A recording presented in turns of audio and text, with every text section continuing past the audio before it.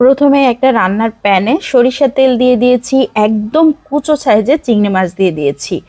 কুচো সাইজের চিংড়ি মাছ দিলেই সব থেকে ভালো হবে। লবণ হলুদ দিয়ে খুব ভালো করে ভেজে নিচ্ছি।